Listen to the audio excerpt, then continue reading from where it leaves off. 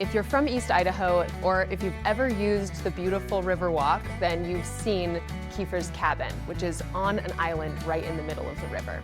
The Keefer family came here in the early days of Idaho Falls when it was known as Eagle Rock, and the patriarch of the family was named W.W. Keefer. It's because of him that we actually have falls here. He was working on the railroad, and he became sort of a jack of all trades here, eventually leading up to the point where he built the retaining wall, which created the falls of Idaho Falls.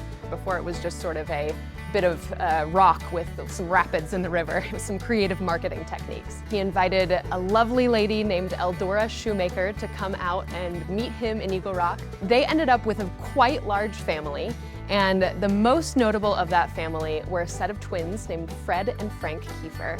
Fred and Frank are sort of a symbol of the Old West. They were living in a time that was transitioning into the modern world that we think of today, but could still just grasp onto those straws of what it would be like to be a cowboy riding a horse down the street as opposed to driving a car down the street. Fred Keefer was a deputy sheriff, and he was also an amateur taxidermist, and his twin brother Frank was more of a professional taxidermist. He did a little bit of a better quality taxidermy.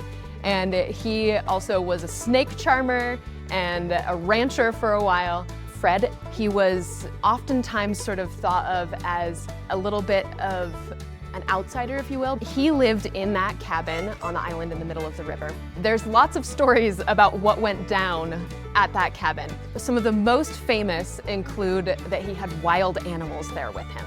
So there was claims of a bear and of a coyote, and those are not actually so far off. We can confirm that he had a bear on the island, and we know that he trained a coyote to jump on his back. He became friends with this coyote. We have an image of him with that coyote in East Idaho. We have a lot to thank the Keefer family for.